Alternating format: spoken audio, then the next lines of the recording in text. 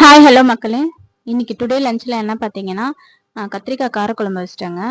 கத்திரிக்காய் காரக்குழம்பும் கூடவே பார்த்தீங்கன்னா நம்ம பொரியலுக்கு சைட் டிஷ் என்ன பார்த்தீங்கன்னா முருங்கைக்கீரை பொரியல் தாங்க. இது எப்படின்னு பார்த்தீங்கன்னா வேர்க்கடலை போட்டு பண்ணியிருக்காங்க.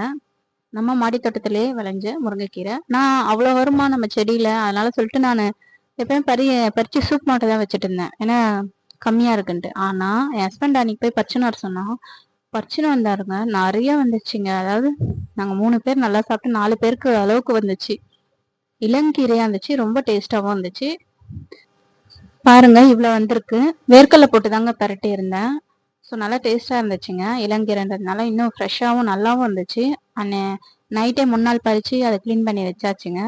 ஸோ மார்னிங்லேருந்து நம்ம சமைக்கிறதுக்கு ரொம்ப ஈஸியாக வந்தது.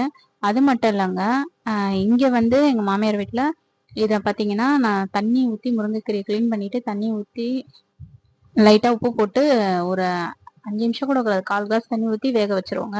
அதுக்குள்ளே பார்த்தீங்கன்னா நம்ம வேர்க்கடலையை வறுத்து எடுத்துட்டு தனியாக ஒரு கடாயில் அரைச்சிடணும். அது கூட பார்த்தீங்கன்னா 2 காஞ்ச மிளகாய், ஒரு 4-5 பல்லு பூண்டு போட்டுட்டு வறுத்த வேர்க்கடலையை போட்டு மிக்சி ஜாரில் அரைச்சி தூள் பண்ணி வச்சுக்கணும்.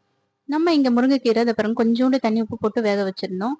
அது ஓரளவுக்கு வெந்தவுடனே, ஒரு 5 நிமிஷம் கூட ஆகாது, வெந்தவுடனே இந்த நம்ம அரைச்ச இந்த தூளை வந்து அதில் போட்டு மிக்ஸ் பண்ணினாங்க. அவ்வளோதாங்க. பெரட்டி எடுத்தா இப்படி ஒரு பெரட்டு, அப்படி ஒரு பெரட்டு, நல்லா கொஞ்சம் ஃப்ளேமில் வச்சுட்டு பண்ணிங்கன்னா ரொம்ப சூப்பரான முருங்கைக்கீரை பொரியல் ரெடிங்க. ரொம்ப ஈஸியான வேலை. இவருக்கு தேங்காய் போட்டால் பிடிக்காது. ஸோ இப்படி பண்ணாதான், வேர்க்கடலை போட்டால் தான் என் ஹஸ்பண்டுக்கு பிடிக்கும். அதே மாதிரி இதுவும் எனக்கு ரொம்ப பிடிச்சிச்சு, என் பையனுக்கும் ரொம்ப பிடிச்சிச்சு இந்த டேஸ்ட்டு. ரொம்ப ஹெல்த்தியும் கூட. உங்களுக்கு முருங்கைக்கீரை ரொம்ப அயன் சத்தும் கால்சியம் நல்லாவே இருக்குது.